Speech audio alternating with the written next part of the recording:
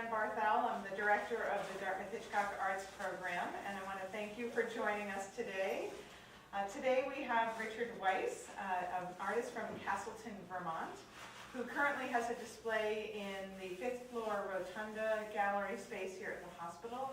It is one of 8 galleries we have here in the hospital, and he's graciously agreed to come and do an artist talk, which we have monthly on first Fridays of every month.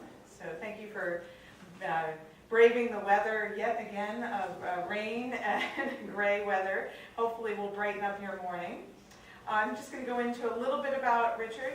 Thank goodness for electronic devices so you can keep all of our notes and information in one place.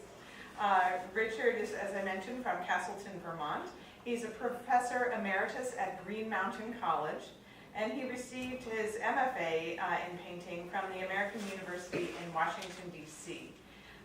He's been a Fulbright senior specialist in South Korea, and he's also had the Fulbright Alumni Initiative Award and a Fulbright Scholar to South Korea also before that in 2003. And he's received the Green Mountain College Welsh Heritage Grant. Welcome, come on in. As well as a grant by the Vermont Arts Council, and the David Lloyd Krieger Award for Graduate Painting. So we have an award-winning artist here today to speak to you about his amazing work, and I invite you to stay so that you can go up and see his work upstairs. Thank you so much for coming. Thank you, Mary. I really appreciate the art in hospitals. The programs. And, just a couple of weeks ago, on an emergency basis, while we were traveling, I had my wife in the hospital in Rochester, New York, and I looked at all of the art that was there during the week we spent there. Oh my gosh. So I really appreciate what these programs do. I thought what I would do today you see one sort of sample of my artwork upstairs, but I thought what I would do is pull some slides from a retrospective that I had, a 50-year retrospective in 2015, and I've added a couple slides to it, so we really go beyond the 2014-2015 era here.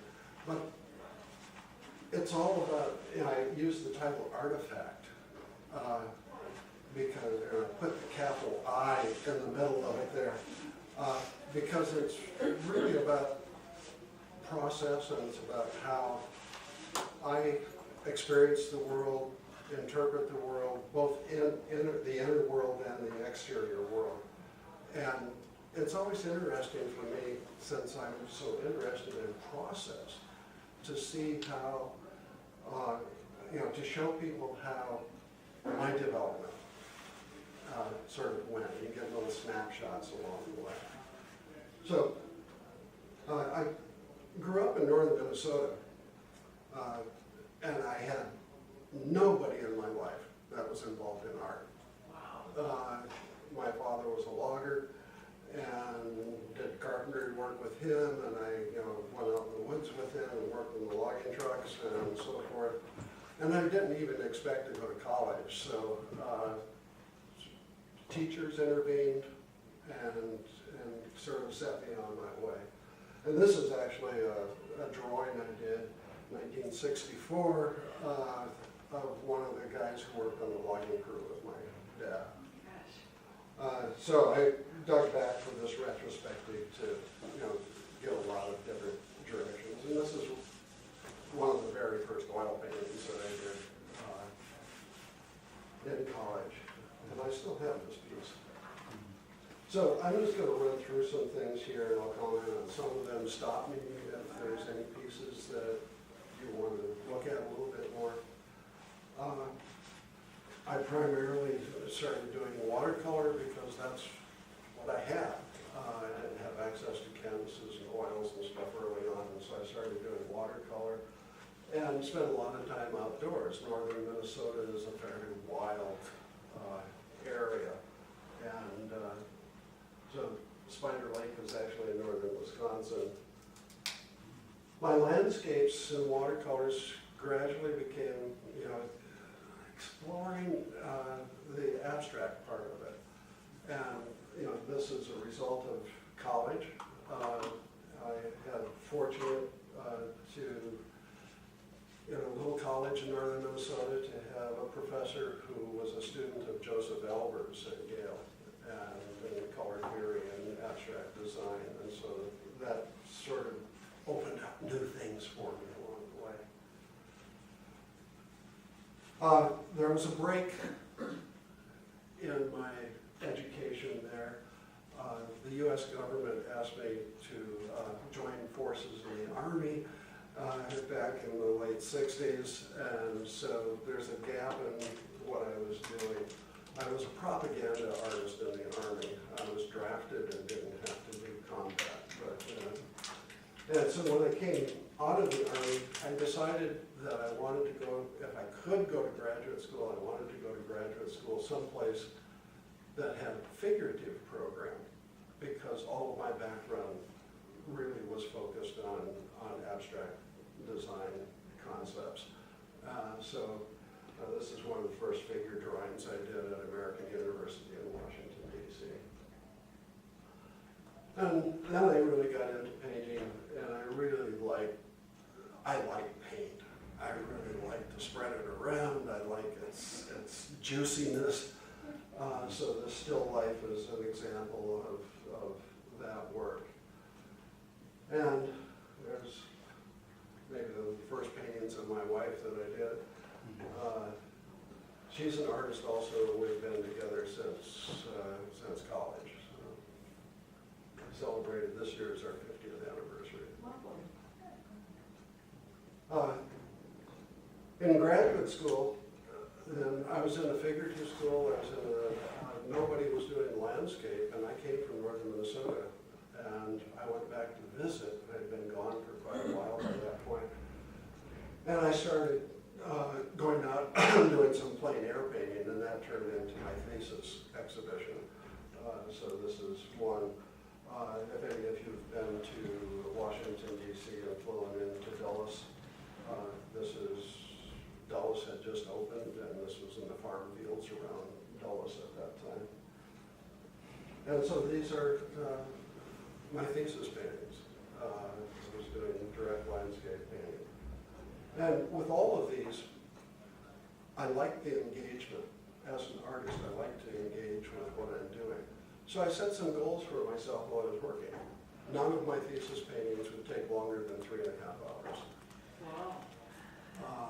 And the largest of my paintings during that time was 70 inches. So I would really go in with big brushes and really work at it. And then I continued in that, being very interested in the painterly quality and in the space.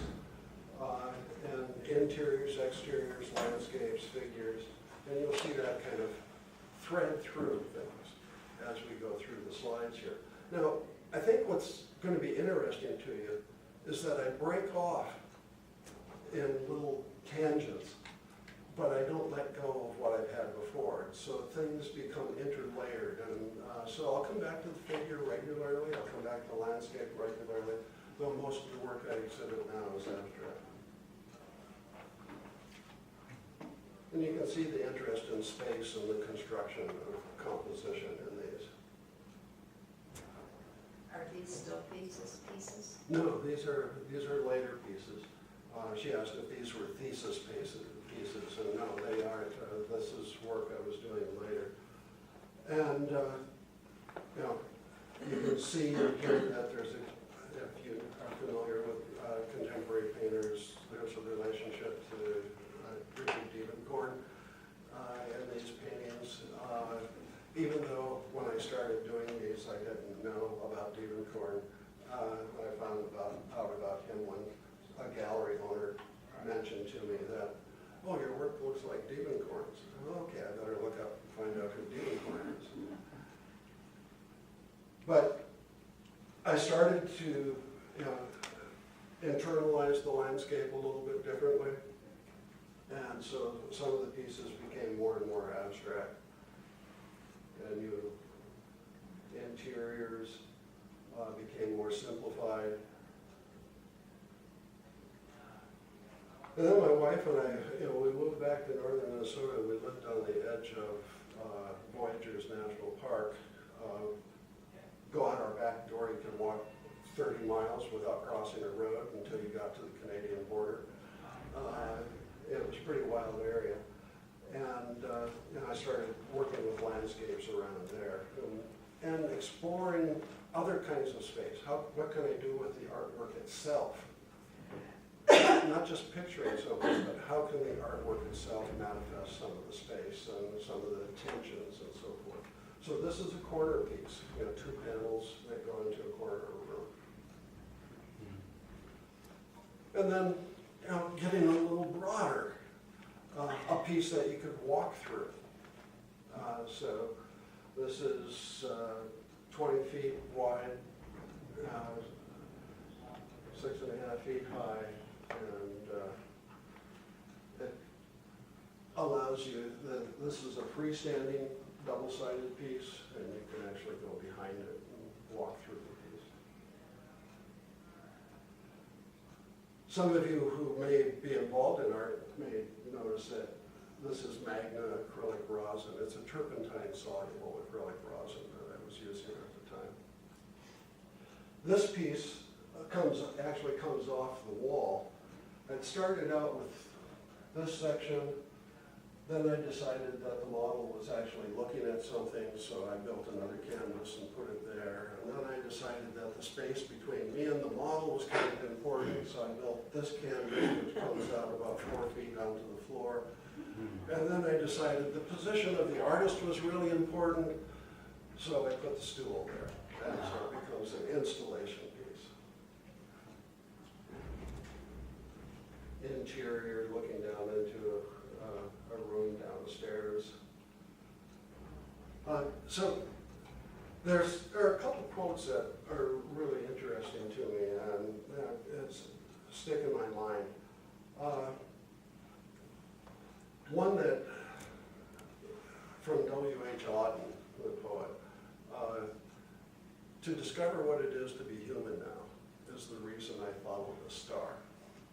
And that comes from a 40-some page poem that he wrote that is called For the Time Being.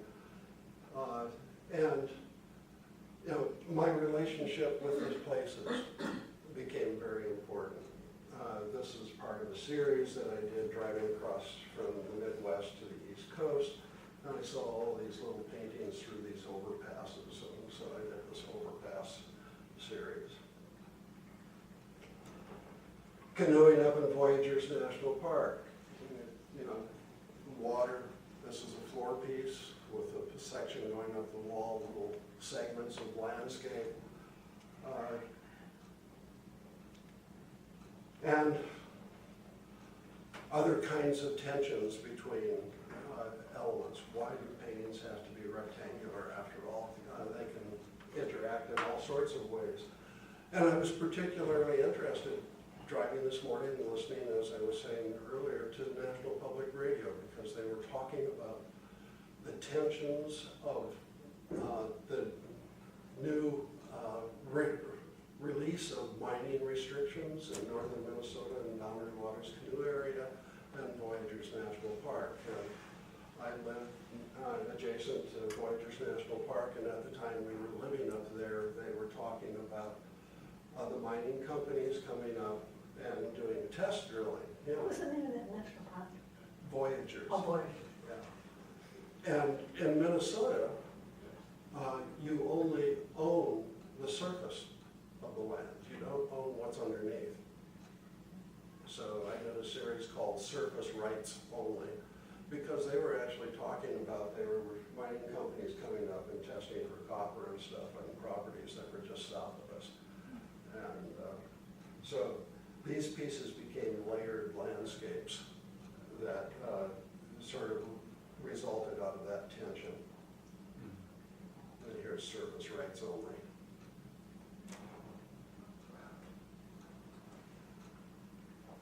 So I like breaking things up. I like dynamics. and dynamics in terms of the brushwork, but also the visual dynamics of the composition, and in this case, spreading things out, using 9 by 12 inch panels to create a larger piece. I actually started doing that in graduate school because I wanted to do big paintings and I had a small car. So by doing them in sections, I could, piece it together. So these are 2 of the Voyageurs National Park landscapes, Rainy Lake in northern Minnesota. So there are 5 smaller panels on one Well, larger. big background panel, right?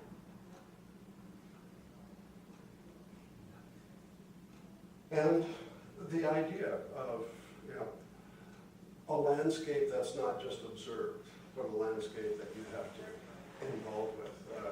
Living in International Falls, Minnesota, along the Canadian border, if you didn't pay attention to the environment and the landscape, it would kill you. So there was always this edge, this tension there. And, I did see temperatures at our house at 56 below zero at one point. And then other kinds of social relationships, different kind of dynamic. And I started this Covenant series. For a brief period of time, I was teaching at an evangelical school in Indiana, and just had this idea while we were driving, stopped my wife along the freeway and said, "You've got to drive, I've got to work this idea out." And by the time I got back, we had a whole bunch of these started. Covenant, a binding agreement. How do you make that visual? That's sort of the way I come at things. How do you visualize? How do you make in paint and surface and texture? How do you make an idea realized in visual terms? I have to work things out visually. People ask me, give me directions. Well, I have to draw a map. And I can't put it up here. Numbers, I have to work it out visually somehow. This is a little plexiglass section in here, so the canvas goes across, underneath, across, and goes into the next section and is buried underneath. What's the material that looks like a sheet? It's painting canvas. Okay. So these are on panels, so I could cut out the panels and run the fabric through it. So you begin to see through these the interest in the painterly quality. You begin to see the idea of dynamic form, the energy that I'm interested in.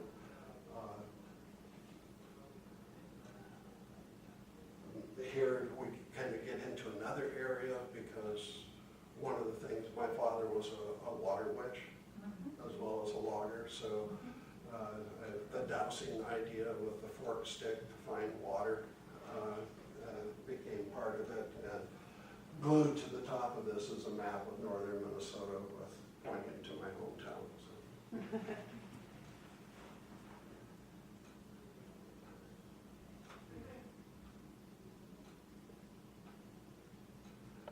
You can see the relationship between some of these segmented pieces, and this is actually a drawing from a stream bottom in Vermont, and pencil drawing, and you see the same kind of forms, the dynamics on picking up sections and using the fragmentation to create some of the movement.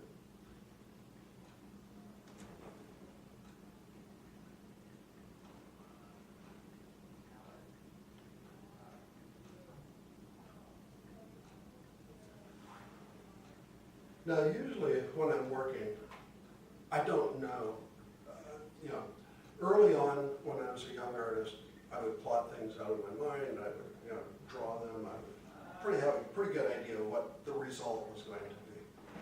That's no longer the case. I like the adventure of going into the studio and working on a canvas and saying in my mind, what if? Okay. Each painting generates maybe 6 or 7 other ideas. What if? And so if you go to my studio, you're going to see everything from traditional portraits to installation pieces. What if a painting wasn't a rectangle? How would that change your sense of composition? How would the dynamic change? So I started cutting corners off of paintings and tearing edges of paper and so forth and working with that. And stretching them out sort of like a skin to an external frame. Doesn't make it be pegged directly to the wall or done to the frame. And then contemporary events come in. And you say, oh, I can't let this go. It's interfering with what I'm doing in the studio. I've got to think about this, so I'm going to paint it out. So during the first Gulf War, images like this started coming out when the U.S. was bombing in the Mideast and invading in the Mideast and going into Afghanistan later and so forth. So these socially conscious pieces pop up once in a while. And rather than being an artist who works on product, okay, I'm going to market this kind of a product, and so this is what I'm going to do because I know I can sell this. I internalize things, and if there's a demand inside of me that says, I've got to do this, I'll do it. So setting this aside and spending 9 months on it was worth it to me. I had to work some things out. So you'll see these kinds of paintings pop up during my career once in a while. So unusual approaches, the stream drawings. Here we end up with floor pieces, 4 panels with a little rock section in the middle of it.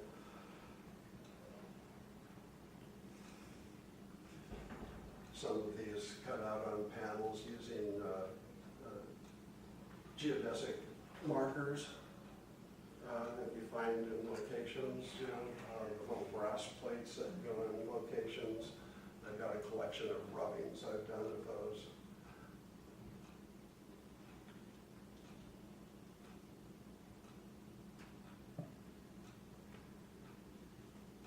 And the choice of materials, everything has to work together for me. So people say, are you an oil painter, or are you a watercolorist? I'm a composer. And if you think of a musician as a composer, then I'm not always going to compose with strings. Some expressions require brass, percussion, whatever. I'll switch media if the expressive idea seems to demand it. I did this Song series. It became, this is number 52. I think I got up to 110 in this series over a period of years. What does signify? Well, there was a essay by Howard Gardner from Harvard University, and he did a book on creativity, and he ran something called Project Zero. And one of the essays in there was about the song, the foundation, the basic root of an idea of language, and where does that come from? And so I thought, what is the root of visual language? I'm going to explore that for a while. And I thought, I'll do 2 or 3 paintings, and then, okay, I've got 50 paintings, okay, and then I've got 100 paintings. Pretty soon the idea will run out, but I'll probably come back to it again because that's the way I work. So water forms, I live near a place called Taconic Bramble State Park, which is the newest state park in Vermont, and it's within walking distance of my house. And my friend who donated that park to the state got me into walking his 400 and some acres on a regular basis with him and drawing the streams and the waterfalls and so forth.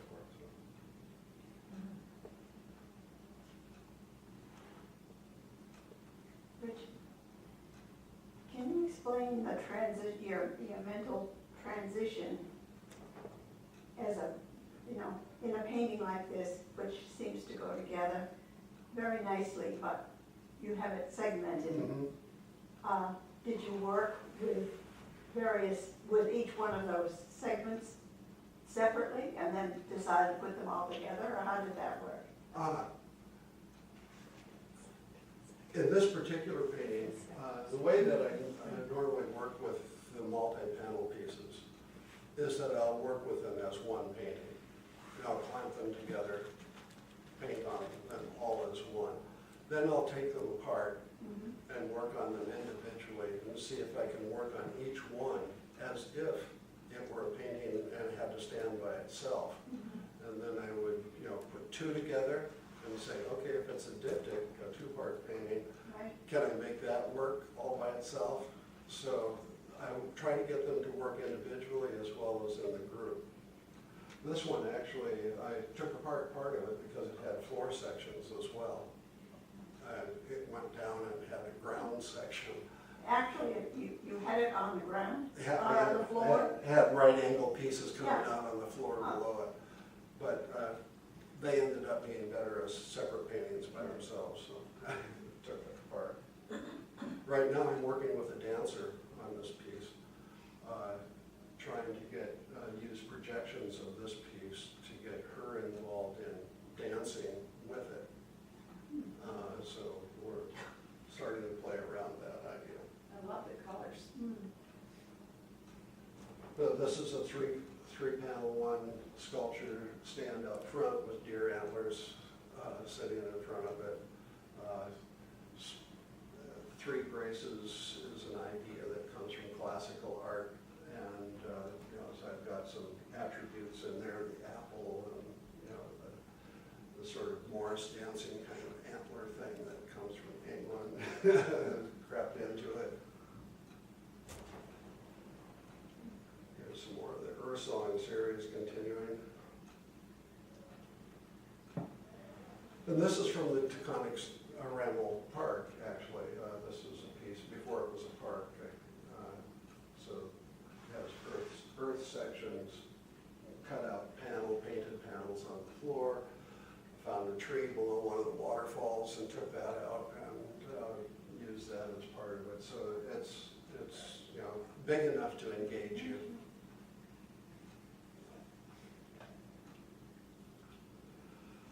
And I first went to South Korea in 1999, and this painting came from a visit up to the northeast part of South Korea, near Sokcho, right up near the border. Beautiful beach, and there was a dynamic that was at play there that was really interesting to me, because to get to the beach, you had to go through an area that had razor wire on both sides and a guard tower.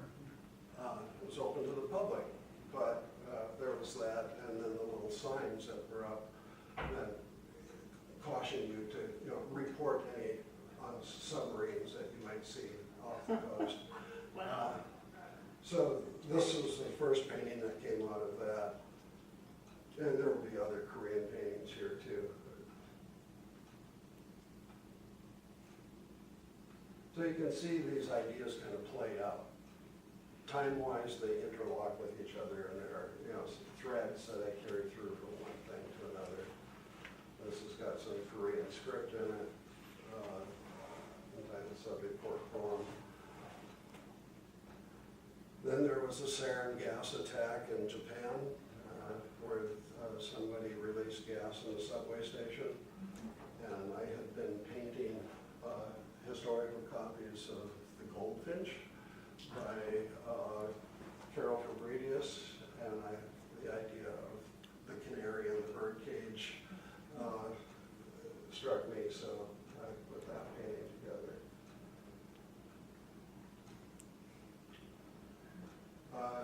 Went back to Korea again in 2003 with a Fulbright. Was able to go up to the DMC and was struck by the little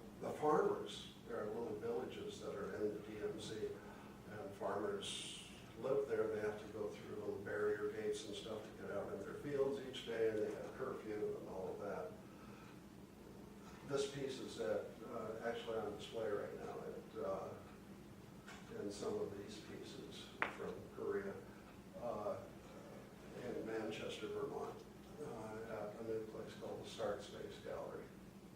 I started doing these scroll banner pieces in South Korea related to the proportions of a traditional house that I really like, the doors in a traditional house. This one's upstairs. I was just gonna say, I think that looks familiar. Yeah. And the DMZ idea, the partitioning idea, comes to play in here. Nice to be able to go out in the farmer's backfield and find some rusty barbed wire. Put into it.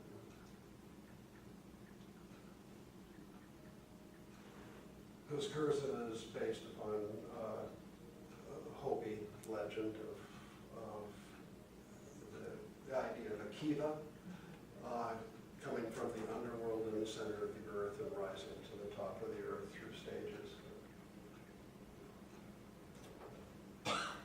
What's the design in the center of that piece? You have time for a little story? I was giving a talk at a university in South Korea, and afterwards we had dinner. And this man who did not speak English was at the dinner, and he handed me a gift wrapped in a white cloth. And it was a little carved wooden stamp, Bongyan stamp, chop. Yeah. Yes. And there was exchange back and forth, and he said that he had found it in a shop. He thought it was Chinese, and that he had loved it, and he had been carrying it in his pocket for 25 years. And he wanted me to have it. Brings tears to your eyes. Terry just talking about it. Absolutely. And then he said, we think it's at least 500 years old. So I've got that at home, and I've made prints of it. It's a little labyrinth design. I have no idea what it relates to, but I've used it in a number of So glad you asked. And these pieces are done on Korean mulberry paper, hanji.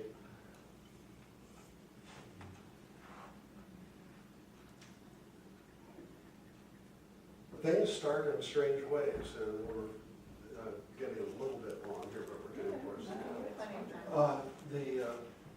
I had a white canvas in my studio, and I had a ladder leaning against it and cast a shadow. And I looked at it, I like that shadow. What can I do with that shadow? And so I started working on it. And this whole idea of just evolved one piece at a time. You know, magazine cutouts that I used up there, markings on the wall as if somebody's been in a dungeon or something trapped for a while, and the little hash marks on the left counting off the days, and you know, the hope of tomorrow, a ladder going someplace, the hope of tomorrow. So the title came out of that, Tomorrow the Birds Will Sing. So you can see the sections, the dynamics, the layering. It's really interesting being an artist because you got all of this stuff going on in your head all of the time. Windy and warm. This painting, a couple of you would be interested in, was actually exhibited in the National Museum in Seoul as part of the 60th anniversary of celebration for Fulbright in Korea.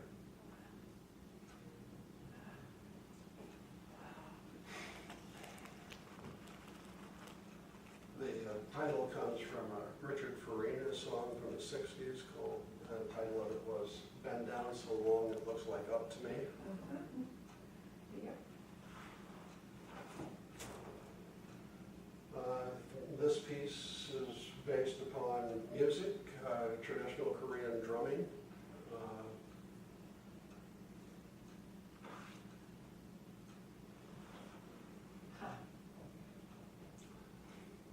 I wasn't going to display this in the hospital.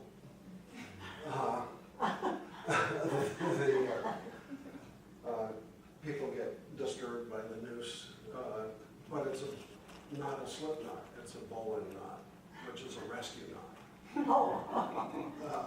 But- So I still work with landscapes around where I live.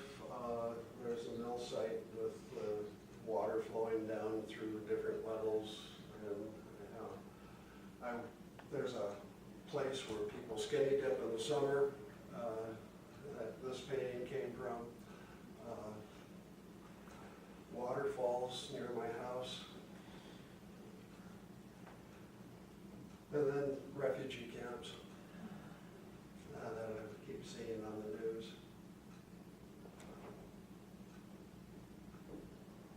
The Deepwater Horizon oil spill in the Gulf of Mexico. Yes.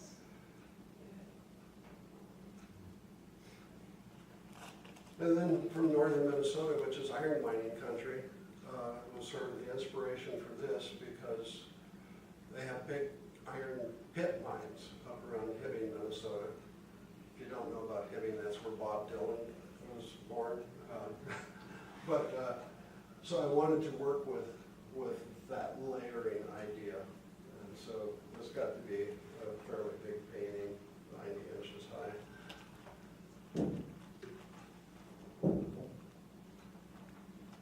The ladder thing keeps coming back. What is metal leaf, like gold leaf? Mm-hmm. Not gold looking leaf. I can't afford the real gold leaf anymore. And this one is built on the wildfire cycle and that I've experienced in northern Minnesota. So, you know, area burns, next spring all of the greenery ferns and stuff come in. The year after, the blueberries are fantastic. So, you know, build the blueberries into the life cycle there. And that's also a panel one, isn't it? Yeah, it's 6 paintings.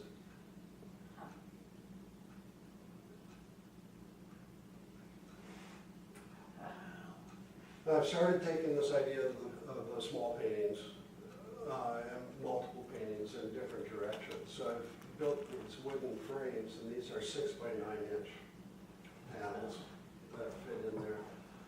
And again, just like the big ones I was talking about before, part of my idea here is that each painting has to work by itself. If I were to display it all by itself, if I put 2 of them together, it would make a reasonable diptych, you know, and a triptych, whatever. And so I've been working with those in different ways. So here are a couple of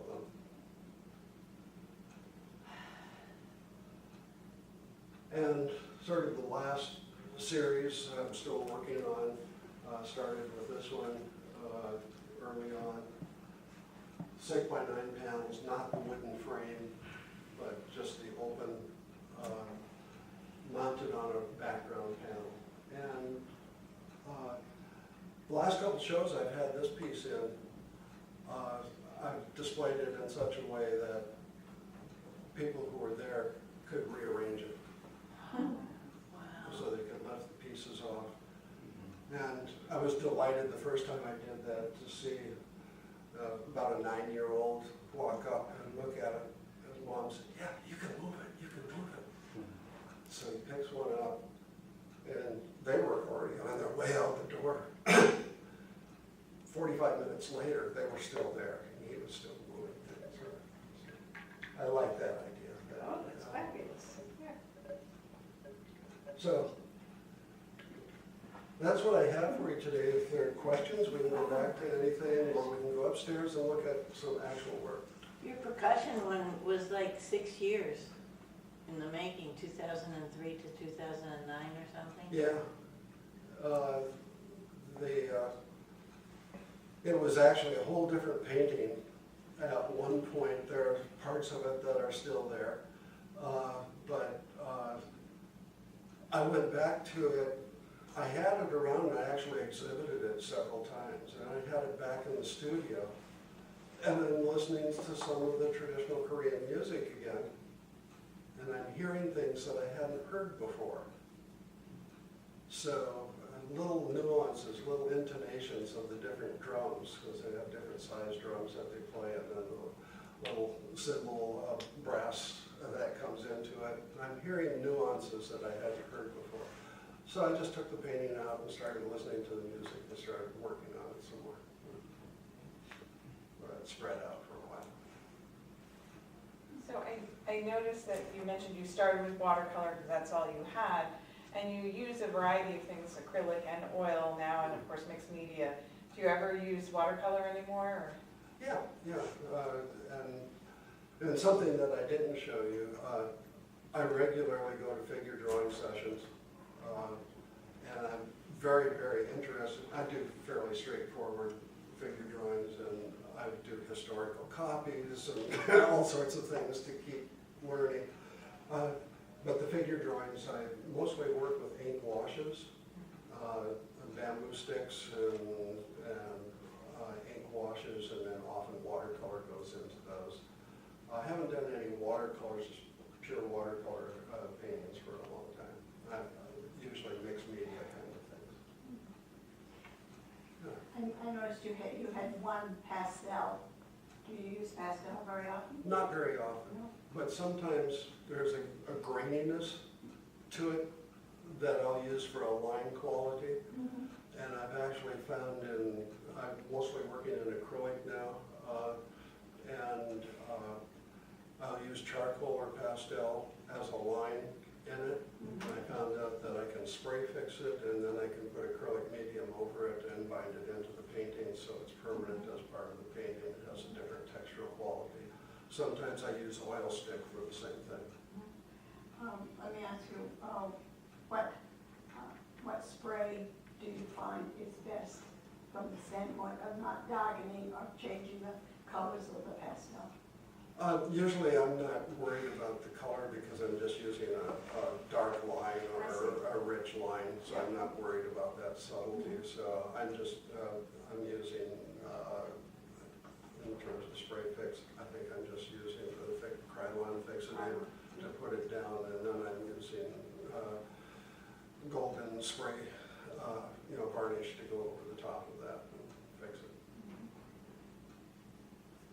Yes. Well, on one of the Lay Beer series, was that one about fracking? Fracking? Which one? There was one in the Lay Beer series that you showed, and it showed, pieces. I just wondered if it was influenced by fracking on the environment. No, fracking wasn't part of my thinking Okay. at that particular time. So Good thought, though. for the next series. I'm going to take an idea home with me. I don't think you could be anything but an artist. It sounds so, Well, it's been my life for a long time. it's wonderful. I'm so glad you are. I'm now in my mid-70s, and I think I told somebody the other day, I think my best work is still to come. Yay! I may not have the stamina for it, but... So we do have your work upstairs in the 5th floor gallery through the end of December, and somebody was looking at one of the pieces, and it was not quite in her range. Do you ever do prints of your work? I have never done prints of it. But I do take time payments. No, so much of the surface quality of the work Yeah. is part of the work. Yes. And when you do prints, you lose that. Yeah. Unless you've got a print that somebody can't afford. But you lose the quality of the original. Did your family support all this art? Actually, I had two older brothers who were quite a bit older than me. They were 14 and 15 when I was born, and they both drew a lot. So when they were home, when they served in the military too, so when they were home though, one of them in particular drew with me all the time. I had some really good teachers that supported me. My mother supported me, you know, I got the inserts out of, you know, the cardboard inserts out of shirts and stuff when you buy them. Yes, oh, yeah. I drew on those. Beautiful. I drew on those. And my dad didn't know what the heck was going on. And actually, since I started college, my mother saw work in one show. My dad has never seen my work, and they're both gone now. My brothers have a few of my pieces, but they've never been to any of my art shows. So we're quite removed in family-wise, and there's nobody else in the family that does art. So. And I had a wonderful high school teacher, a woman from Czechoslovakia, and the fellow that I mentioned, my mentor that went to Yale, he had also coincidentally been my 7th grade art teacher before he went in the Army and then went to Yale. And when I arrived at college for my introduction to art class, the first class in the art department I took, he was the instructor. And he had just come back from working with Joseph Albers. And he had also been our 7th grade basketball coach.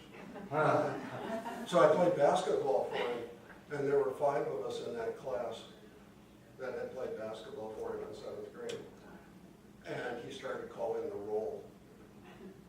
And then he stopped. These names are all familiar. And he couldn't quite figure it out, but he was a really important person. Absolutely. Oh, those are great stories. You could write books as well as create canvas art. Well, thank you so much for making your way over here for this and